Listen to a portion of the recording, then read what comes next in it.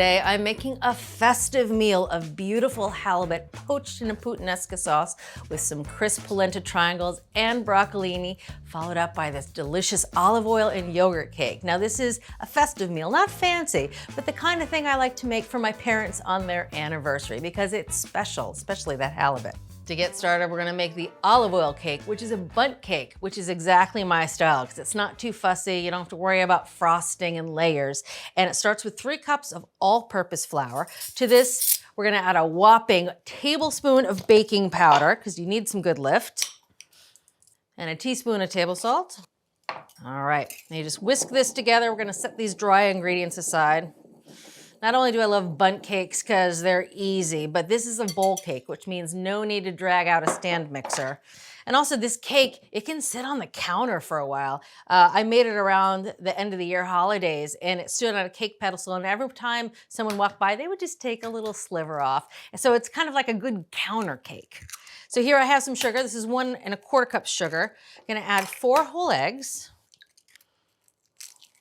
So I'm just gonna whisk this together by hand for about a minute. You wanna dissolve the sugar, and you want the mixture to look a little lighter in color and get a little frothy. Wanna use a good balloon whisk for this. Makes it go a little easier. A balloon whisk has the nice shape of the bulbous top on it. It's not a straight sauce whisk. That just makes it easier to incorporate more air. Again, you don't need to go crazy with this. You can see the sugar's dissolving, it's getting nice and glossy, starting to lighten in color. That's all you want to do. Dissolve the sugar and break up the eggs. All right, that looks good. Time to add the olive oil. And this is what makes this cake so unusual. This is 1 1/4 cups of extra virgin olive oil. So this is instead of any butter in the cake, and it adds its own fruity, somewhat savory flavor that just makes this cake a showstopper. Not too sweet, but has the wonderful flavor of the olive oil. You want to use a good olive oil here, not the cheap stuff, because the flavor of the olive oil does shine through. All right, so that was the olive oil. Now we're gonna add some yogurt. This is whole milk yogurt. You want 1 cup of it. Right into the bowl it goes. Whisk it in. All right, now time to add the dry ingredients. Right into the bowl. We're just gonna stir in the flour mixture until it's well incorporated. There are no streaks left. The batter can be a little lumpy, but that's okay. You won't see any lumps left in your cake after it's baked. Make sure there's no more streaks of flour in here. All right, so here's the bundt pan. It's a 12-cup bundt pan, and I greased it thoroughly with vegetable oil spray because the thing about a bundt pan, it's easy. You don't have to frost it, but it has to maintain its shape when you unmold it. So greasing the pan thoroughly is really important. All right, into the pan it goes. Well, you can smell the olive oil. It is such a lovely and welcome flavor in the cake. And I like this cake because it's just not too sweet. So I'm just gonna wipe down the sides of the bundt pan. That way, won't get any burned bits. You want the cake to rise and brown. It's a single unit. And these little bits will burn. Get it off the center post here. I think I actually got it into the hole. That's a new one. All right, that's better. Okay, all cleaned up for the most part. Into a 375-degree oven this goes for about 45 minutes.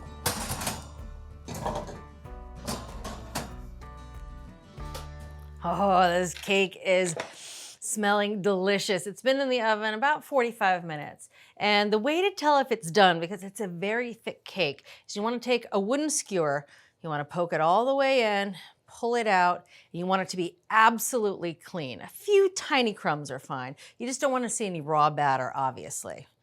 That cake is perfect. All right, we're gonna let this warm cake hang out in the pan for a few minutes, let it set up before we turn it out, which gives us a little time to make the glaze. Now, the thing about a bundt cake, you don't have to frost it, but glazes are easy and they go a long way to adding flavor and gussying up the look of it. So here I have powdered sugar, easiest way to make a glaze. To this, we're gonna add some yogurt, reinforce that yogurt flavor that's in the cake. Just a tablespoon of yogurt. We're gonna add lemon juice, anywhere from 2 to 3 tablespoons of lemon juice, just until the glaze has the right texture. This is 2 cups of confectioner sugar. It really doesn't take much liquid to turn the confectioner sugar into a glaze. Yeah, the fun part about this glaze, I like the lemon, yogurt glaze. I love how it repeats the flavors from the bundt cake. But if you want to have a little fun, you could make a bourbon glaze, you could make a tequila glaze. You can really make a glaze with any liquid and powdered sugar. All right, that's pretty good glaze consistency. Pretty much looks like glue, and that is ideal. Now to glaze this cake, we're actually gonna do it twice, 2 layers of glaze. Once right away while the cake is warm, then we're gonna let the cake cool for an hour and glaze it again so you get a double glaze. All right, here I'm gonna turn the cake out of the pan. Hope I greased it well enough. Oh, falls right out. Oh, that is a good bundt cake.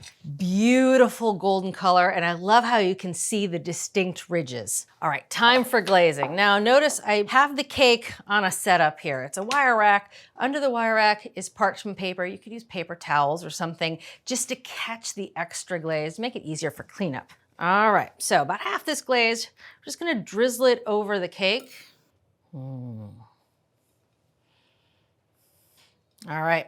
That's half the glaze. We're gonna let this cool, let that glaze set for about an hour, come back, glaze it again, and then you wanna let it cool to room temperature before you start slicing into it, and that can take about 2 hours. At Cooks Illustrated, we're food nerds. That's why every recipe we develop involves research, cooking science, and rigorous testing by our team of expert test cooks. Only the highest rated recipes earn a place in our award-winning magazine. Every issue features our latest recipes and discoveries, cooking tips, and equipment and ingredient reviews. Our step-by-step photos and hand-drawn illustrations show you exactly how to succeed. So, are you ready to become the best cook you know? Subscribe to Cooks Illustrated magazine at cooksillustrated.com today. Okay, it's time to start making dinner. We have the halibut with the puttanesca sauce with polenta triangles. And the thing that's great about making polenta this way is it's really versatile. You can bake this polenta at so many different temperatures to get it good and crisp. So this recipe right here, I developed specifically to go with the halibut because the halibut and the polenta will be in the oven at the same time, at the same oven temperature. And that's just the great thing about polenta. You really can serve it so many different ways. Today I'm using instant polenta because it cooks in a fraction of a time compared to traditional polenta. Usually traditional polenta takes about half an hour. This instant polenta will cook in 3 minutes. All right, so heading over to the stove. All right, so just gonna add a little bit of olive oil to the pan, about a tablespoon. Okay, a little bit of garlic, 2 cloves of garlic. Right into the hopper of a garlic press, right into the pan. All right, and some salt, 3/4 of a teaspoon of salt. Now I'm just gonna cook this over medium heat, a minute or 2 till the garlic is good and fragrant and slightly softened. All right, you can smell that garlic, you can see it sizzling. Time to add the water. This is just 2 cups of water. And we're gonna bring this to a boil before we add the polenta. That shouldn't take very long. But you see I'm making just a very flavorful garlicky broth in which to cook the polenta. All right, that water's at a boil. Now I'm gonna turn the heat down to low and we're gonna add the polenta. You wanna add it slowly while whisking. And I have to say, all the recipes say whisk in a circular motion, as though something crazy would happen if you whisked in a circle S or something. But that's because traditional polenta really can clump when you add it to the liquid. This instant polenta is a little more forgiving. So we're gonna cook this about 3 minutes till it thickens nicely over low heat. And I have to say, this is a nice small batch of polenta. In culinary school, we used to have to make these huge pots of polenta that would serve 50, 60 people. And you'd have these big bowls of polenta and you'd be whisking it, stirring it in a circular motion. And my good friend Greer and I, we'd always get in trouble because we'd zone out watching the polenta cook because it was fascinating to watch it thicken and then the bubbles start to bloop. And you know it's done by how big the blooping bubbles are. And so, yeah. Spent a lot of time looking at polenta. But this instant polenta really does cook quickly. You can see it looks a little watery still. It needs to thicken up just for another minute or 2. All right, you can see the texture of that polenta really has changed. Before it looked like a layer of water and polenta underneath. Now it looks like one cohesive mixture. And you can see the bloops. Bloop, bloop. When you see those, you know you're good. All right, so off the heat this comes. All right, nice and hot. Just gonna finish it with a little more flavor. This is 1/2 ounce of finely grated Parmesan. Now I grated the Parmesan on a rasp style grater so that the shreds are really fine and they melt nicely into the polenta. Last but not least, a little bit of pepper, about 1/8 of a teaspoon. Now we're gonna firm this polenta up so that we can cut it into triangles and get it nice and crisp in the oven. So to firm it up, we're gonna use a cake pan. That just gets it into the right thickness. This is an 8-inch square cake pan. I've greased it thoroughly with vegetable oil spray, and I've put a piece of parchment in the bottom. Into the pan the polenta goes. And this style of polenta, you can scale this recipe up if you want to, make a big sheet pan of it. It's great for parties because you think about it, you can make this 1 to 2 days in advance and then you just kind of throw it in the oven. It can be in there for about 45 minutes and you have a killer side dish that really goes with anything. And it's impressive. All right, so I'm just gonna spread this polenta into a nice even layer, and it has to cool on the counter for at least half an hour before you put it into the fridge. In the fridge, it'll firm up and chill for at least an hour, but you can do this up to 2 days ahead. Here's the polenta that has been chilling in the fridge. You can see it's nice and firm. Now to get it out of the pan, what you wanna do, loosen it on the sides, which I like to do with the back of a knife. It's just better for the knife and better for the pan. You just want to loosen it a bit. There we go. And then we're going to flip it out onto the counter. There we go. This is why the parchment comes in handy. It comes out of the pan like a dream. Just want to pat it dry, get rid of any condensation because that will inhibit browning, which is what we're trying to do in the oven. Now you can cut this into any shape you want. You can get clever and use cookie cutters. You can cut dinosaurs if you want. I'm just gonna do triangles because I think they look pretty and there's no waste. So I'm gonna cut squares first, and then each square cut diagonally into a triangle. Okay, so the polenta is ready for the oven. Now you can grill the polenta at this stage. You could even fry it in a pan with a thin amount of oil. But today we're gonna crisp it up in the oven because the halibut I'm cooking is gonna finish in the oven. And that way the polenta and the fish finish cooking at the same time. So onto a nonstick baking sheet. I'm gonna add about 4 tablespoons of olive oil. And you really don't want to skimp on the olive oil at this point because the olive oil is what prevents the polenta from sticking and gets it good and crisp. If you don't have a non-stick tray, well, time to buy one. No, you can, just kidding. You can use a regular tray if you have one. The non-stick, just again, the darker surface helps encourage browning. So you want about 4 tablespoons. The olive oil comes out really slow on this canister, which is kind of nice. It allows me to really get it everywhere. All right, that's close. Let's see. Brush it evenly over the bottom. You want a nice, even but thin layer of olive oil. There we go. Onto the pan this goes. A little space between them. Ready for the oven. Now I'm gonna roast it on the lowest rack of the oven. Again, it's 375 degrees. The bottom of the oven just concentrates the heat on the bottom of the pan so the bottom side gets good and crisp.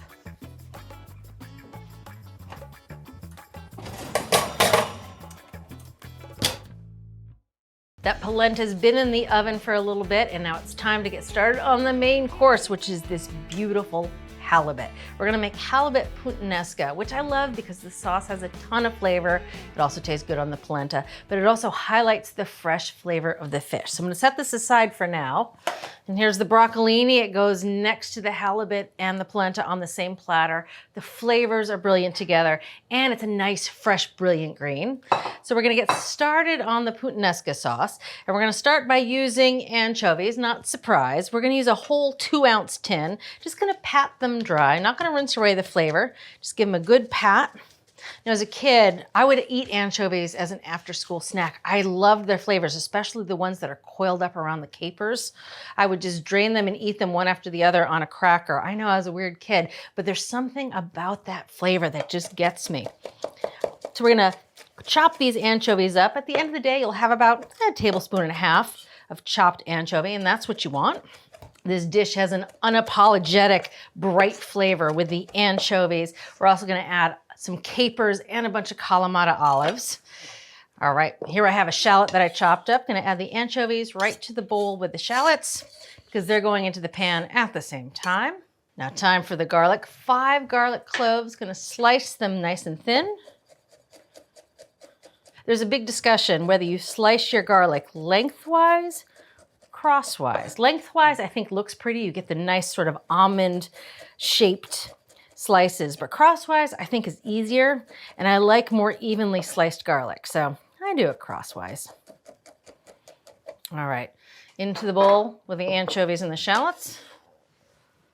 Now we're gonna add some dried oregano, 2 teaspoons of dried oregano, and a little bit of heat, some pepper flakes, about half a teaspoon of pepper flakes.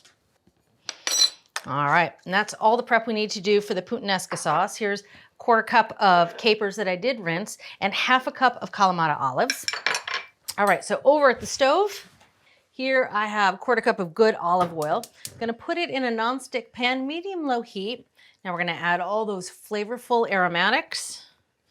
We're just gonna cook this for about 4 minutes or so. The shallot and garlic will start to soften and the kitchen will get very fragrant. All right, so while this cooks, let's talk about the halibut.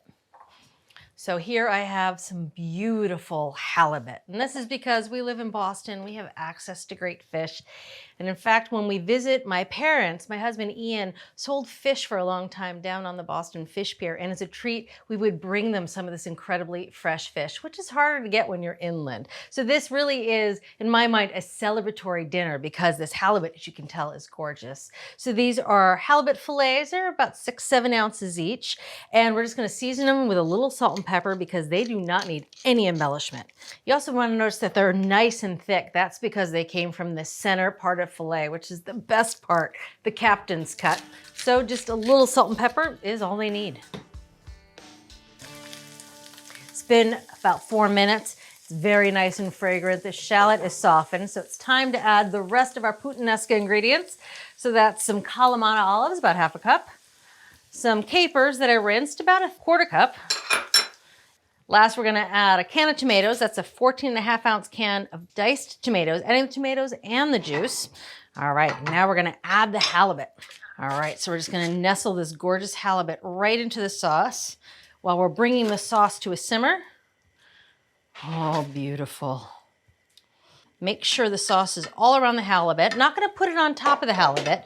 Gonna really sort of braise the halibut. That means the level of the liquid is about halfway, 3/4 of the way up the sides of the fish. Gonna bring it to a simmer. Now we're gonna put it in the oven, 375-degree oven, same as the polenta, which is still in there. Halibut takes about 15 minutes. You know it's done when it registers 135 degrees. Gonna put it on the upper rack, because again, the polenta is on that lower rack. You can see the polenta in here. Oh, you can see it bubbling away, nice and crisp on the bottom. Now, I developed this recipe and I decided not to flip the polenta because it was a pain. One crisp side is good enough for me. All right, so just gonna spin the polenta around and let that finish cooking, which will take about 15 minutes. All right, while the fish is in the oven, it's time to focus on the last bit of cooking, the broccolini. And I love broccolini only because my daughter loves it. And it's one of the few vegetables she will eat without complaint, so we cook it a lot. Now, the thing about broccolini is you wanna trim it just right before you cook it. So you wanna trim the ends, but then if you notice, broccolini stems come in a lot of different diameters. So some are about half the size of the others. That, to make it cook evenly, you wanna trim them so they're all the same thickness. And the one way to do that is you wanna give the thicker ones a chance to cook alongside the thinner ones. So you're just gonna slit it right down the middle, right through the stem. So this is 2 bunches of broccolini, which is about 1 pound. I washed it already.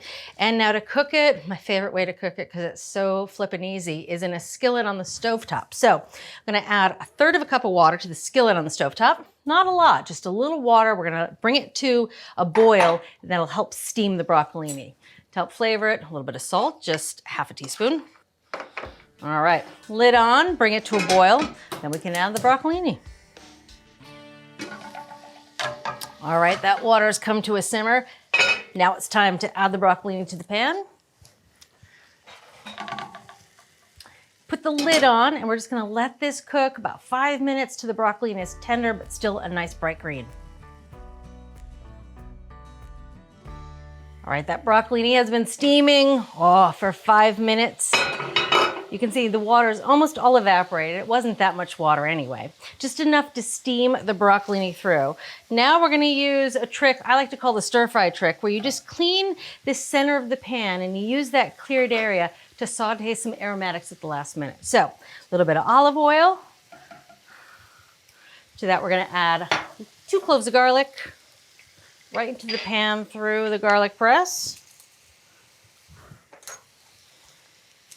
Just a few pepper flakes. Just want to cook that until you smell it and it's fragrant. Doesn't take very long, just a minute or so.